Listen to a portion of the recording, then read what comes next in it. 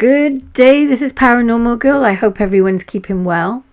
With the new release of the Conjuring movie, The Devil Made Me Do It, on Friday the 4th of June, I want to take you back to the evil demon, Valak, from Conjuring 2.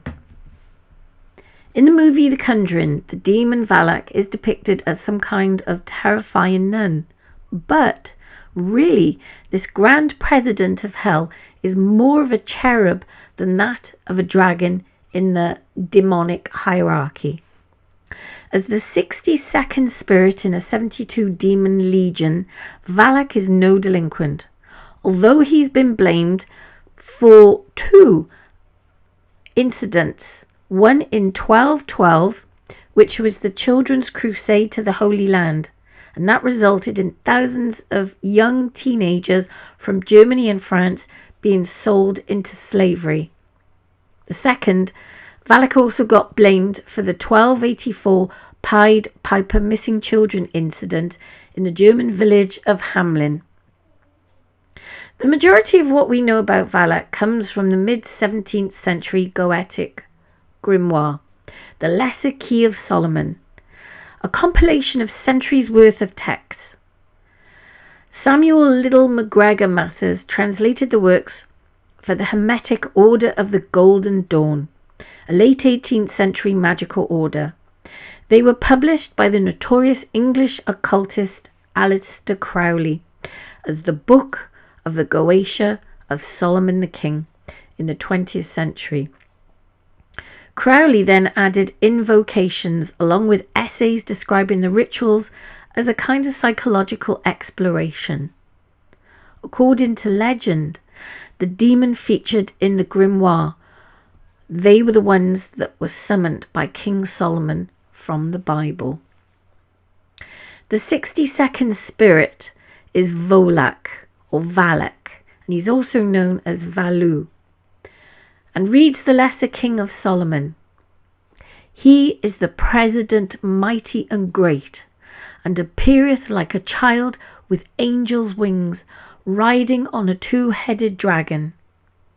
His office is to give true answers of hidden treasures, and to tell where serpents may be seen, the which he will bring unto the exorciser without any force or strength being by him employed.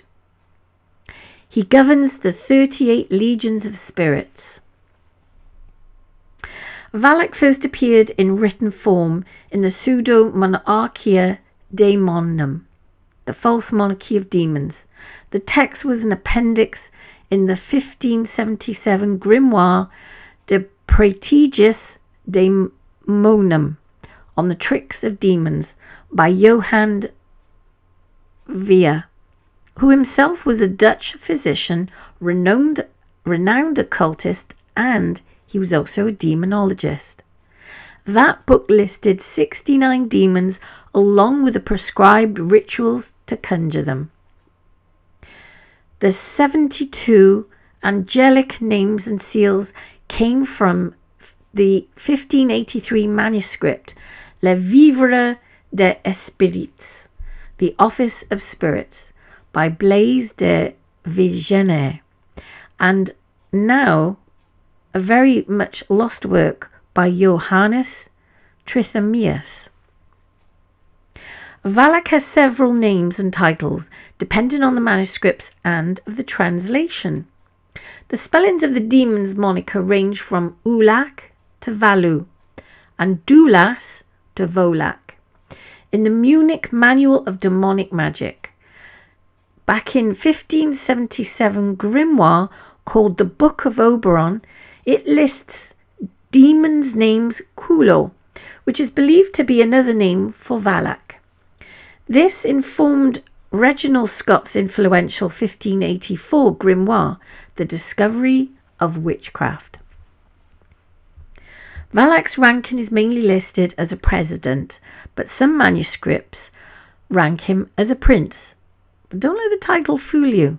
Every demon is called a duke, a king, or a prince. And as a lesser key demon, Valak leads 38 legions of demons, though the number is also put at 30 and 27 legions of spirits, depending on the manuscript. The classical iconography of Valak is based on the ancient Greek deity Hermes, whose counterpart in the Roman mythology was Mercury. Hermes is often depicted as wielding a staff called the caduceus, which is made up of two entwined serpents. The grimoires repurposed that into the two-headed dragon. Then the two-headed dragon also was Hindu, and it had connotations because it was symbolically referring to the arousal of the Kundalini, represented by the fire snake. This is believed to be the origin of Valak's association with snakes. Humans have 6 categories for demons, according to Vaya's Pseudomonarchia Daemonum, and they are imperial, aerial, subterranean, aqueous, terrene, and lucifugi, which means nocturnal.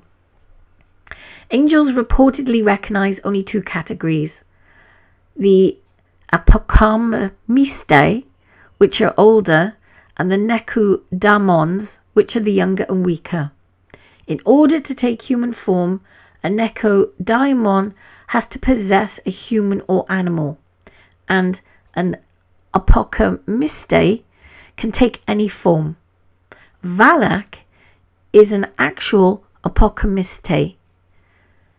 When summoned, he repeatedly appears as a child who uses innocence to lure victims to bad ends. This reputation led to the association with the Children's Crusade and 130 children of Hamelin who went missing on June 26, 1248, even though there were no reports of demons at the time.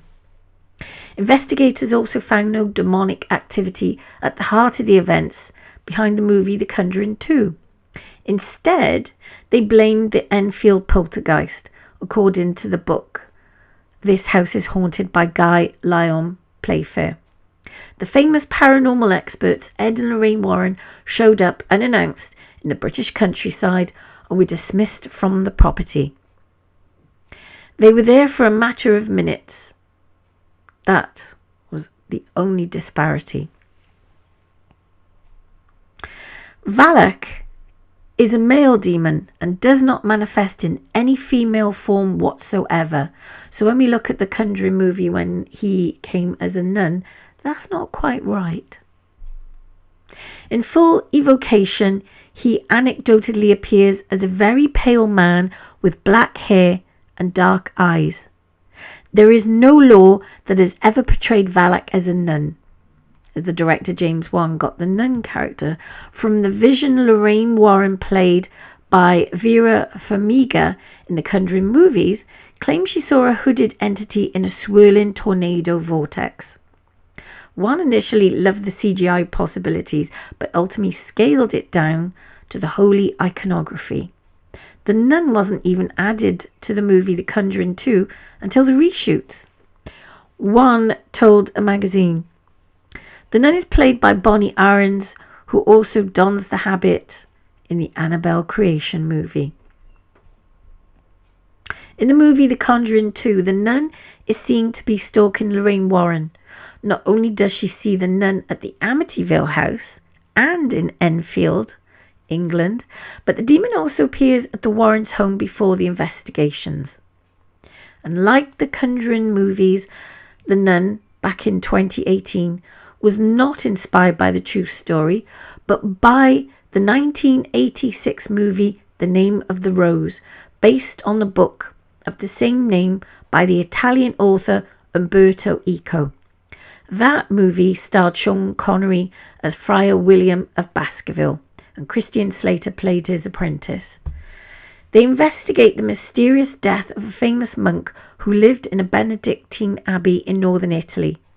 The monk was found dead in a vat of pig blood, and the villagers obviously blame the devil. Valak is seen as something more than a possessive force. Possessions are rare and often part of a bargaining process. Believers might call it the fine print. Valak is a heavily petitioned demon. He is used for curse works like revenge, but also thought to help find money through random events.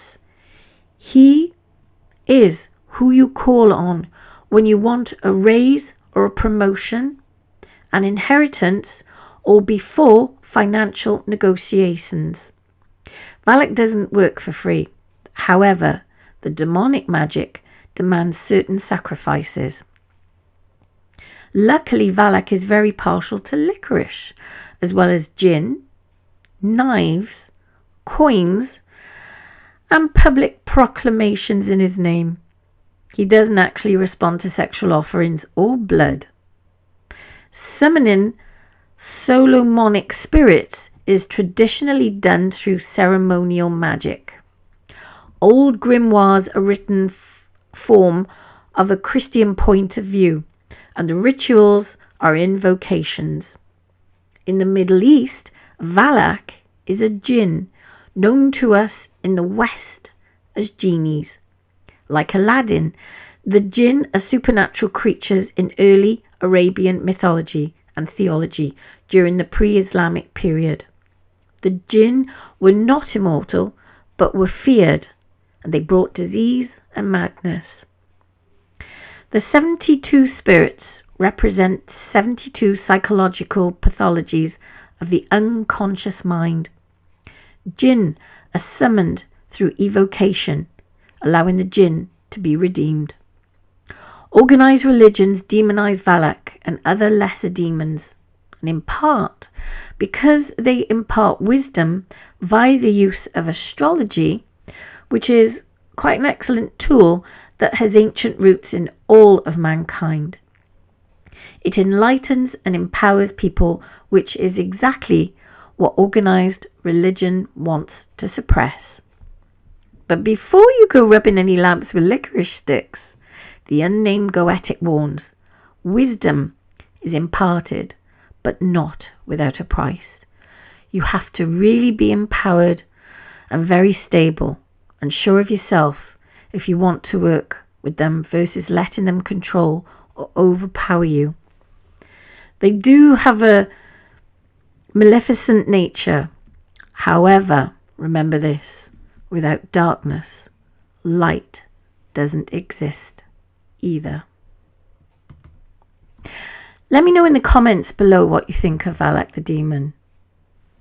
Thank you for listening.